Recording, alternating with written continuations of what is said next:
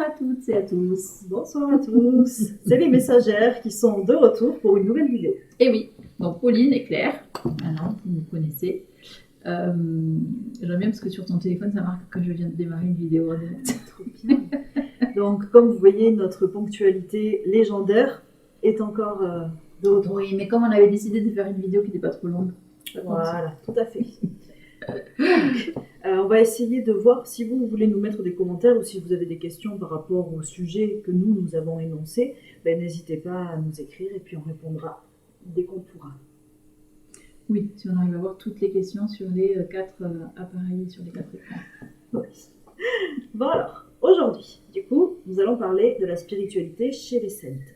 Ok, donc si vous avez des questions, c'est ce qu'on voulait suggérer, si vous avez des questions sur les Celtes. Et si on peut y répondre, bien sûr, on y répondra parce qu'on n'est pas spécialiste non plus des Celtes, mais on a fait quelques recherches quand même. Donc, on va vous faire part un peu justement de ces trouvailles et de ces recherches. On a appris certaines choses et d'autres choses qu'on savait déjà parce qu'on avait déjà fait des connexions et ainsi de suite. Et puis c'est vraiment un univers qui nous parle aussi à toutes les deux. Pas de la même manière, mais vous savez qu'il y a beaucoup de choses qui découlent d'eux, dont on s'inspire aujourd'hui.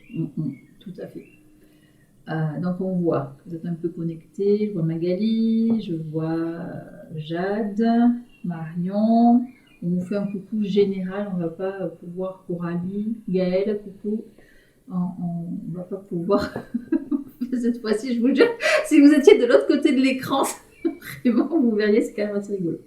Ok, donc on peut commencer, et puis ceux qui n'auront pas eu le début, vous pourrez regarder de toute façon en replay sur nos pages. Et sur YouTube.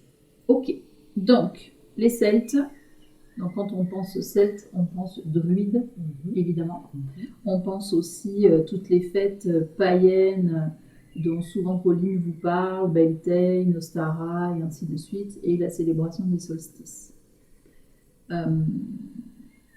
Comme on disait avec Pauline, on n'est pas d'accord sur le terme, mais ça veut dire la même chose de toute façon. Les Celtes avaient des croyances polythéistes, donc c'était des païens qui ne croyaient pas en un seul dieu, parce que quand on est un païen, on croit en plusieurs dieux.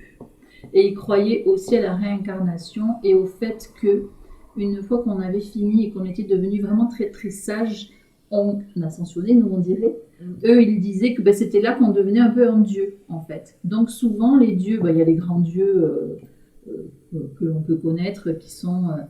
c'est rigolo parce qu'il y en a certains, on dirait Zeus, il a l'éclair, il a la... donc c'est là aussi qu'on voit que toutes les croyances, en fait, découlent de partout. Mais il y avait aussi cette idée d'âme immortelle et qui évolue et qui un jour devient tellement sage que elle peut nous influencer, elle peut nous guider, elles peuvent, c'est presque devenir comme des dieux, nous on dirait comme des guides.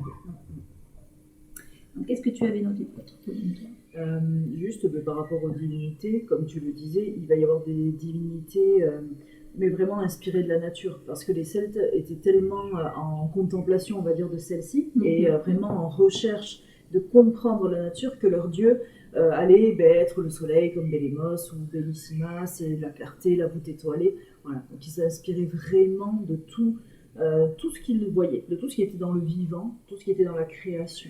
Et après, nous, on a fait la petite vidéo en parlant aussi, bien sûr, de leur façon de ritualiser, on va dire, les cérémonies, tout ce qu'ils mettaient en place pour leur croyance, pour leur foi. Donc, on peut parler de ça. Donc, il va y avoir... alors, comment je vais dire ça quand vous le voyez, même maintenant, dans les nouvelles cérémonies qu'on appelle du coup le néo-druidisme ou le néo-paganisme, ça ressort beaucoup. On vous fait des fois des petits sacrifices, alors que nous, quand on fait avec Claire, on va plus donner, par exemple, si on fait un truc avec de la nourriture, on va en donner aux fées, c'est plus dans ce sens-là, mais c'est toujours l'idée du sacrifice. C'est que si vous redonnez quelque chose qui vous appartient, c'est que vous offrez votre gratitude, on va dire, à la nature et à ceux qui répondent à vos demandes ou à vos réflexions. C'est comme un échange. Voilà, un échange. Mais bon, à l'époque, c'est sûr que dans les textes qui ont été... alors, comment je vais dire les Celtes n'écrivaient pas de texte. En tout cas, les druides n'ont pas eu de savoir... Alors, ils écrivaient, ils parlaient même, ils étaient très, très, très, très cultivés, donc ils parlaient le grec, ils parlaient le romain. Et ils ont fait des textes, ils ont écrit des textes, mais pas sur leur savoir. Parce qu'au contraire, ils estimaient que le savoir ne devait pas être mis dans toutes les mains pour pas justement que ça puisse dégénérer et que des gens qui ne seraient pas dignes ou qui ne seraient pas assez sages pourraient détourner leur savoir pour en faire des choses lumineuses du coup. Donc effectivement, tout leur savoir, tous leurs enseignements ont été perdus parce que c'était que de l'enseignement oral qui se faisait de l'élève au maître et ainsi de suite, parce qu'il y avait beaucoup de formations. Et c'est pour ça que les seuls textes que nous avons, mais il y a Pline qui a écrit, il y a César aussi, par rapport à ce qu'eux ont vécu et donc leur rapport à cet univers celtique, mais qui n'est peut-être pas non plus tout à fait justifié. C'est-à-dire que c'est le point de vue des Romains et des Grecs qui étaient en concurrence avec eux. Donc oui, effectivement, on ne sait pas si c'est... Alors, il y a quand même des choses qui ont été rapportées et qui étaient justifiées aussi après par toutes les découvertes. Par exemple, on sait que les Celtes adoraient faire la fête. Ils commandaient énormément, mais parce que ils aimaient bien aussi être enterrés avec toutes leurs possessions. Donc ça, c'était pas mal parce que pour retrouver du coup, voilà, ils étaient enterrés avec des amphores de vin, avec des choses comme ça. Donc on sait que c'était quand même des bons vivants, mais parce que toujours pareil, ils étaient dans la reconnaissance de la nature. Très proche de la nature. Donc oui, les grands banquets à l'Astérix et Obélix, si on peut dire, oui, mais oui, est-ce qu'on peut faire foi et avoir foi totale dans ce que les Romains et les Grecs pensent des barbares, parce que c'est comme ça qu'ils les rappelaient, mais en même temps, les Grecs, de toute façon, tous ceux qui ne parlaient pas grec, pour eux, c'était des barbares. Ça ne veut pas dire que c'était des sauvages, ça veut dire qu'ils ne parlaient pas grec. Et donc c'est vrai que... à l'époque, ils allaient faire des sacrifices d'animaux et Claire m'a dit aussi parfois d'humains. Rarement, très rarement. Vraiment, c'était pas quelque chose de coutumier, mais ça a pu arriver. Mais j'aime bien parce qu'il justifie en mode. Mais c'était genre des prisonniers de guerre ou des gens qui avaient des prisonniers, quoi, des délinquants, ou des choses comportements rédhibitoires, donc ils avaient le droit. Mais du coup, c'est pour ça que cette notion de sacrifice, même avec les animaux, pour eux, c'était vraiment un cadeau. Il faut vraiment le prendre, pas pour faire de la magie ou comme ça, c'était vraiment, je redonne à la nature ce qu'elle m'offre. En fait. Oui, et puis de toute façon, j'ai envie de vous dire que ça... alors bien sûr, vous nous connaissez, enfin surtout, voilà, on n'est pas du tout à être d'accord avec ce genre de pratique, mais si on regarde dans toutes les croyances et dans toutes les religions, à Pâques on sacrifie un agneau, en islam c'est pareil, on tue souvent des moutons et ainsi de suite pour remercier, et ça vient de la même base, c'est que effectivement pour remercier les divinités de nous apporter cette abondance, c'est l'abondance. Exactement, et bien on rend quelque chose. Et c'est donc voilà. Et juste, toi tu as noté ça, je voulais que tu parles de la forêt. Oui, donc les druides en fait, alors on vous a pas parlé de comment on devenait un druide, mais ça prenait énormément de temps. Un druide, c'est pas un magicien, c'est pas un sorcier du tout. En fait, un druide, c'est vraiment un savant. C'était des personnes qui étudiaient 20 ans avant de devenir druide et d'être reconnus druides, ne serait-ce que pour avoir le droit de passer l'examen pour devenir druide. Et une fois que vous avez fait ces 20 ans, vous n'étiez même pas sûr de réussir l'examen. Donc, c'était vraiment des personnes qui étaient vraiment extrêmement sages et qui représentaient un peu le pouvoir, on dit intemporel, alors que le roi était dans la temporalité. C'est vraiment eux qui faisaient l'enseignement, ils participaient à tout ce qui était la vie politique. Enfin, c'était vraiment des personnes très très importantes, les druides. Et même si les Celtes, eux, n'avaient pas... Alors, les Celtes, ils avaient beaucoup de croyances communes. Ils étaient tous... ils avaient un fil conducteur au niveau de leurs croyances et ainsi de suite. Mais par contre, ils n'étaient pas du tout fédérés. Mais les druides, eux, par contre, se fédéraient. Et donc, ils avaient des endroits où ils se retrouvaient une fois par an. Et en France, donc en Gaule, c'était au niveau de la forêt des Carnudes. Donc, c'est près de Paris. Ça, c'est pareil. Ceux qui ont lu Astérix et Obélix, Panoramix va souvent retrouver tous les druides dans cette forêt-là. Mais ça, c'est vrai, d'accord. Donc, ils se retrouvaient dans cette forêt-là et ils échangeaient, en fait, leur savoir, des nouvelles choses. Parce que même les druides, entre eux, Enfin, ils croyaient à l'évolution perpétuelle, à l'enseignement perpétuel. Donc, ils faisaient des rêves qu'ils analysaient. Et grâce à ces rêves, eh ben, ils en parlaient à d'autres. Et donc, c'était quand même quelque chose de... Il y a un côté très spirituel, mais il y a aussi un côté vraiment très scientifique. C'est-à-dire l'étude des étoiles. Les planètes, de toute façon, tout ce qui est astronomie. Exactement.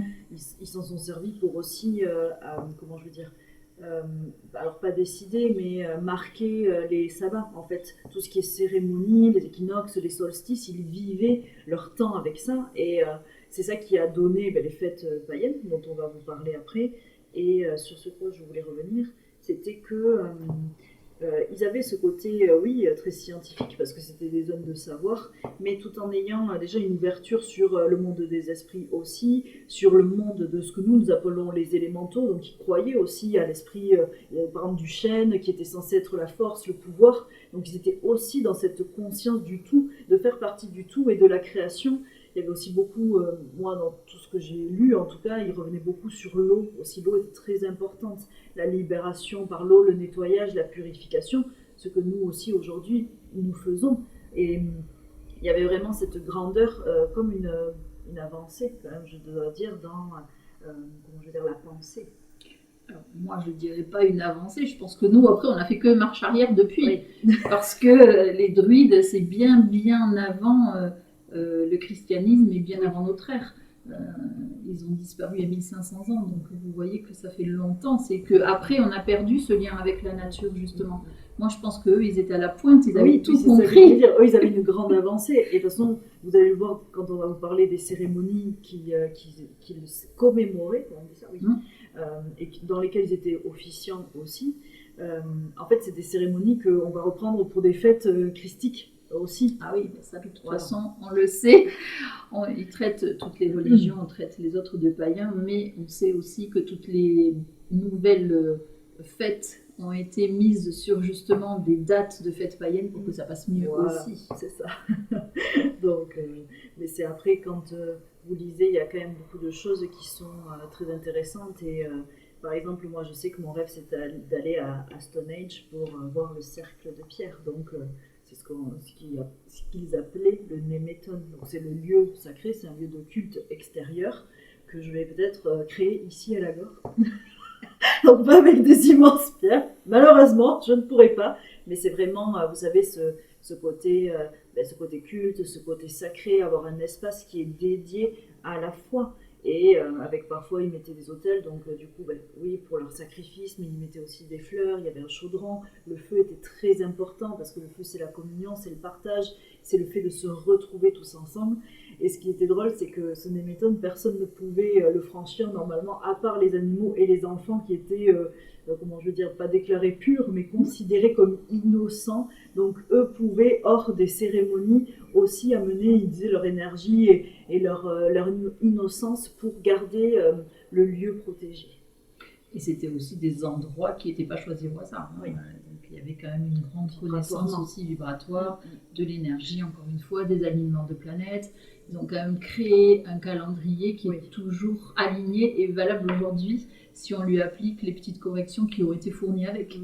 Là où on disait les Romains, ils ont fait un calendrier qui est très erroné par rapport à eux, alors qu'on cite tout le temps les Romains comme étant très savants, mais dans tout ce qui était vraiment connexion à la nature, de cette connaissance-là, ils étaient vraiment très très en avance, du coup, si on reprend ton terme, et beaucoup plus connectés, ça c'est sûr. Alors, justement, si tu veux parler des fêtes. Et vous verrez que justement, toutes les fêtes dont Pauline va vous parler, elles sont reliées à des faits astronomiques que aujourd'hui encore, on reconnaît en fait la puissance de ces dates-là. Oui, parce que chacune de ces dates, en fait, marquait pour eux un rite de passage important. Et comme disait Claire, sur cette recherche en fait perpétuelle, aussi d'introspection, de connaissance de soi, de connaissance de tout cet univers qui nous entoure. Et en fait, donc du coup, pour eux, un sabbat marquait une reconnexion, une avancée également sur la roue, en fait, la roue de l'année et sur les moissons. Il va y avoir tout ce qui va être connexion aussi à soi, la période hivernale, bon, vous allez le voir, de toute façon, si vous connaissez les sabbats, moi j'aime bien, donc j'en parle de temps en temps, même avec Claire parfois. Et juste pour ceux qui ne savent pas, sabbat, c'est cérémonie. Oui. D'accord. C'est pas forcément les sabbats des sorcières ou que c'est vraiment une cérémonie. Oui, c'est juste reconnaître que la nature et ses cycles sont importants, en tout cas pour moi. On fait partie de la nature. Voilà, c'est ça. Donc suivre celle-ci. Donc vous verrez, souvent avec Claire, on vous parle plus du solstice qui est en hiver du coup, donc Yule qui a lieu entre le 20 et le 23 décembre, parce qu'on vous dit que c'est là qu'on commence normalement à récupérer un petit peu notre lumière, à nous sentir plus apaisés, à nous sentir mieux. Donc on va commencer par celui-là. Et donc là, c'est le retour de votre lumière. Ouais. Après une reprogrammation de celle-ci, donc par les énergies, on va dire, célestes. Pour ceux qui sont sensibles aux énergies, vous le savez, hein, fin octobre, début novembre, là, quand on commence à pas être top, toutes ceux qui n'aiment pas les fêtes, là, qui sont un peu... moi, j'en fais partie vraiment, je sens vraiment la différence. Et effectivement, quand arrive la période du solstice, là, autour du 20-23, on recommence à se sentir libéré. C'est très étrange, mais c'est comme ça. Et donc après, il va y avoir Imbolc le 2 février. Donc là, c'est vraiment... ça commence à faire... C'est sortir de l'hiver, donc sortir de cette phase d'introspection, de réflexion, et commencer à se tourner vers la chaleur, vers le printemps. Donc c'est vraiment les premiers bourgeons, c'est les premières projections, mais tout en restant dans une espèce d'état, je dirais, de sommeil, si on peut dire comme ça. Après, il y a Ostara. Donc alors attends, juste parce qu'on va juste associer du coup les fêtes chrétiennes. Oui, que moi je ne connais pas du coup. Donc, disons que quand on est sur Yule du 20 au 23, c'est Noël. Imbolc, le 2 février, c'est la chandeleur. Oui, voilà, donc très bien. Après, il y a Ostara. Donc ça, c'est... Donc là, on va être en mars, donc on est vraiment sur le printemps. Oui, on est sur Pâques. Le printemps, c'est l'équinoxe. Donc voilà. Et donc ça, Ostara, c'est du 19 au 22 mars. Et c'est pour ça qu'on vous dit dans certains rituels, ils parlent de faire des œufs et tout ça. Bon, voilà. Et oui, c'est par rapport à l'équinoxe. Et c'est le printemps, donc c'est la renaissance aussi. C'est l'éclosion des œufs que l'on a. Donc c'est toute l'imagerie de toute façon. Hein. C'est ça. Après, là, il n'y a pas très longtemps Beltane, le 1er mai, dont on a parlé. Donc, c'est l'union normalement sacrée, c'est la fête de l'amour, enfin le bourgeon qui explose. Et vous voyez que nous, on a encore gardé le 1er mai pour la fête du 1er mai, avec le muguet, avec les échanges. Donc, on garde quand même tous ces petits rituels, mine de rien, même si on ne les fait pas de la même façon, mais c'est toujours là. Et après, le 19 jusqu'au 23 juin, il y aura Alita. Donc, ça, c'est le solstice d'été. C'est vraiment le jour où, normalement, le soleil est le plus fort. C'est la victoire, on dit, de la lumière sur les ténèbres. Même si c'est pas comme ça, c'est l'équilibre. Parce que de toute façon, il y a l'autre aussi dans l'autre sens. Mais c'est vraiment l'explosion solaire. L'explosion de toute cette énergie autour de la vie, du feu, de la joie. Et quand on avance, alors moi, je l'appelle le Lamas, du coup. Mais c'est Lughnasadh qui a lieu le 1er août. Donc là, normalement, c'est pas la Saint-Jean ou comme ça non, ça c'est en juin. C'est le 23 juin. Non, mais voilà, déjà. Où on fait des feux, effectivement. À l'époque, on faisait des feux, on sautait par-dessus et on faisait ça en juin. Donc c'est pour l'ITA. Et du coup, le 1er août, que se passe-t-il ? Rien, c'est les vacances. Voilà, c'est ça, c'est les grandes vacances. Mais du coup, pour le Lughnasadh, là, c'est pareil, ça va être les moissons. Normalement, en août, on commence à penser à ce qu'on ensemence et remercier pour l'abondance et les récoltes que nous avons déjà eues. Et après, il y a Mabon, donc du 21 au 24 septembre, qui est l'équinoxe d'automne. Donc là, c'est le retour à soi, c'est l'introspection, c'est la période sombre qui recommence pour nous aider à accueillir aussi notre lumière et voir quelles sont nos forces et nos failles. Et on finit par ça, mais... Voilà, donc Halloween. Voilà, et qui est le 1er novembre. Donc nous, ça va être aussi la fête des morts. Oui, voilà. Et Halloween aussi. Donc on voit qu'il y a quand même 90% qui ont été repêchés par les religions chrétiennes. Je dis chrétiennes pour englober toutes les religions chrétiennes, que ce soit catholiques ou les autres. Mais on voit que ça reprend quand même... parce que les Celtes, il faut savoir que quand même, à la base, ils viennent d'Europe... un peu, pas la Russie, mais c'est vraiment, ils viennent de loin, hein, c'est pas des Gaulois de base, c'est que juste ils sont venus nous envahir et qu'ils sont restés un petit moment quand même. Hein. Donc oui, ils ont laissé des traces. Oui, et puis en plus, moi, ce dont j'avais compris, c'est que quand ils ont repris les dates des rites païens, c'était vraiment pour aussi faire que certains païens rejoignent le catholicisme. Évidemment. Oui, voilà. J'étais dissimulée. Donc, et vous verrez que de toute façon, Il y a vraiment aussi, parce que là on n'en a pas parlé, mais dans les Celtes, dans les courants, tout ce qui était autour du druidisme, il y avait aussi la fonction sacerdotale, mais il y avait aussi des guerriers. Ah oui, il pouvait être druide et guerrier. Voilà, donc ça aussi c'est super important pour voir l'étendue aussi de leur ouverture. Et oui, et ce que je ne savais pas, dont je te parlais tout à l'heure, c'est que les bardes, par exemple, oui, c'est vrai. On voit toujours, alors c'est pareil, nous on a un peu les bases d'Astérix et Obélix à la base, le barde, le pauvre, il est pas du tout respecté, tout le monde, alors que pas du tout, en fait les bardes sont des druides, donc ils ont fait leurs 20 ans d'études, ils ont été reconnus druides, et ensuite c'est comme s'ils pouvaient prendre des options, et donc il y en avait qui étaient spécialisés dans la médecine, d'autres qui étaient spécialisés justement, qui étaient bardes, donc soit qui restaient dans le village, mais qui pouvaient être aussi itinérants, il y en avait qui étaient un petit peu plus aussi, qui partaient plus dans la voyance et des choses comme ça. Mais ça reste des druides avec plus de 20 ans d'ancienneté, d'expérience, de connaissances, de savoir. C'était vraiment des personnes très très importantes chez les Celtes. Et puis, vous verrez, moi ce que j'avais noté pour terminer, c'est que là je suis en train de m'intéresser aux langues. Donc après le sanskrit, c'est un peu le gaélique que j'essaye d'apprendre, qui est très très très compliqué. Mais là aussi, vous sentirez que quand vous vous connectez à cette langue, il y a vraiment quelque chose qui se passe. En tout cas, dans mon cœur, ça se passe, ça vibre, ça résonne, et comme si c'était toutes ces mémoires en fait ancestrales qui se réincorporaient en moi. Est-ce que ce serait pas parce que tu as regardé Outlander et que c'est Jamie qui parle en gaélique, on ne sait pas. Bon, les filles qui auront la ref, vous comprendrez. Ça aussi, voilà. Mais non, moi c'est vrai. De toute façon, vraiment les Celtes, et là où en fait il y a eu les bastions qui ont duré le plus longtemps, qui sont restés le plus longtemps vraiment celtes, c'est justement l'Irlande, c'est l'Écosse, c'est le pays de Galles, donc évidemment, bon, nous notre rêve c'est d'aller en Écosse, mais moi je suis sûre que quand je vais arriver là-bas, je vais me sentir chez moi. Et la langue en fait partie, évidemment. C'est l'énergie, c'est la vibration de la langue, du lieu, de l'endroit, de tout ça, quoi.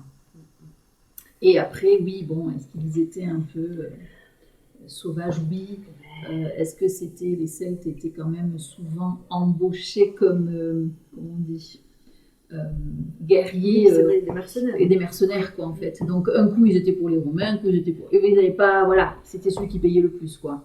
Donc ça, c'est pas trop de la spiritualité, c'est plus dans les domaines. Il y avait plusieurs castes, il y avait les agriculteurs, les guerriers, et ensuite ceux qui dirigeaient.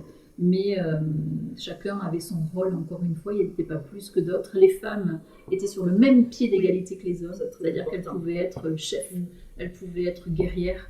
Alors druides, on ne sait pas, on n'a pas trop de preuves, on n'a pas de preuves que non plus. Voilà. Et comme on sait qu'elles étaient sur le même pied d'égalité, pourquoi pas. Donc c'était quand même une société structurée, intéressante, et pas comme on veut tout le temps.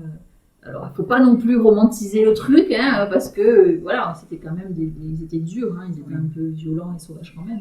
Mais il y a aussi tout ce côté. Cette ouverture. Oui, cette ouverture et cette connexion, et surtout à la nature où on peut facilement s'identifier. Oui, et puis il y a la guérison, on n'en a pas parlé, ils utilisaient aussi beaucoup de plantes, ils étaient dans cette recherche de médecine aussi scientifique, mais également, on va dire, qui est scientifique par les plantes, mais avec une approche quand même beaucoup plus holistique, si je peux dire comme ça. Ah bah c'est que de toute façon, je pense pas qu'ils faisaient d'opération ni rien du tout, hein, c'est vraiment tout avec les plantes. Et ils avaient un peu une approche un peu asiatique là-dedans, parce qu'ils partaient du principe, en fait ils faisaient tout plein de soins avant, pour empêcher de tomber malade. Oui. Et justement, qui comme tu disais, très holistique, où ça alliait l'esprit et le corps, mais ils faisaient tout. Ils prenaient des plantes et des tisanes pour ne pas tomber malade, parce qu'ils savaient que telle plante allait favoriser ça et tout. Donc ça, c'était quand même super intéressant et je trouve super en avance aussi, parce que je sais qu'en Chine, c'est comme ça en fait. Un médecin, si vous allez voir le médecin une fois que vous êtes malade, en fait, c'est que votre médecin est nul. Normalement, ils ne sont même pas payés. C'est un bon médecin, c'est un médecin qui vous empêche de tomber malade. Donc c'est une autre façon de voir les choses que chez nous, c'est sûr, mais eux, ils avaient cette façon-là de voir, et qui donc, oui, moi, me semble beaucoup plus évoluée, même si, encore une fois, après, en parallèle, il y avait aussi des inconvénients. Hein. On n'est pas en train de dire que c'était une société parfaite, loin de là. Puis ils utilisaient vraiment aussi les fumigations, ils avaient vraiment cette approche... ils ont de la nature, voilà, c'est ça, c'est donc, tout ce qui était un peu... on dit druidique, mais on pourrait dire chamanique, on pourrait dire, ça se rejoint de toute façon, hein, c'est un peu le même principe. C'était un monde de prières aussi, donc ils étaient beaucoup là-dedans. Ils étaient dans les prières, les invocations, observaient beaucoup la nature. En observant la nature, ils pouvaient prédire ce qui allait se passer. Parce que c'est de la logique, en fait, tout simplement, les 3/4 du temps. Bon, Bon, je ne sais pas si vous avez eu des questions, mais je n'ai pas vu Non. passer. moi non plus. Pour ceux et celles qui viennent à la soirée Zo, tout est prêt. On vous attend. Voilà, avec grand plaisir. Oui. Et puis on avait rien d'autre à raconter. Je ne pense pas. Je crois qu'on a fait le tour de ce qu'on voulait vous dire. Bien sûr, c'est pas tout en profondeur. Hein. C'était juste pour vous faire une petite... peut-être l'envie, vous, d'aller faire vos propres recherches pour en savoir plus. Donc, t'as pu... Non, je pense que c'est bon, on a tout raconté. Et puis de toute façon, n'hésitez pas à nous suivre donc sur les réseaux. Là, vous voyez, on a Instagram, Facebook, YouTube. Et puis si vous avez des idées de thèmes, même des questions vraiment que vous vous posez, envoyez-nous-les en message privé et on fera une vidéo là-dessus. Et vraiment, aucune question n'est bête, aucune question. Voilà, tout est intéressant à découvrir. Au contraire. Voilà. Et je Des pense fois, les questions bêtes, c'est mieux. Enfin, quand les gens jugent que c'est bête, d'ailleurs, mais des fois, ça l'est pas du tout. Et juste un petit récap pour la soirée ésotérique, peut-être que certains d'entre nous se demandent ce que c'est. Donc là, ce soir, on a mis un thème, parce que c'est une question que moi, on me pose très souvent autour de la foi, comment avoir la foi, garder la foi, qu'est-ce que ça représente, qu'est-ce que ça veut dire, est-ce qu'il y a un dogme religieux ou pas. Et donc, on a décidé de mettre ce thème-là, juste parce que ça revient, mais bien sûr, une soirée ésotérique, c'est un endroit où vous venez partager vos expériences, où vous venez poser les mêmes questions, et on partage, on expérimente ensemble, je veux dire. Et puis là, la question de la foi, c'est encore une fois rien de religieux. C'est que les gens, des fois, ils nous disent oui, ben, c'est facile d'être lumineux quand tout va bien, mais comment on fait pour rester lumineux quand ça rien va ne va? Et c'est ça un peu le thème de ce soir. Voilà. Donc, nous vous remercions de nous avoir suivis et puis on vous dit à bientôt. À bientôt, ben, mois Merci. prochain. Au revoir.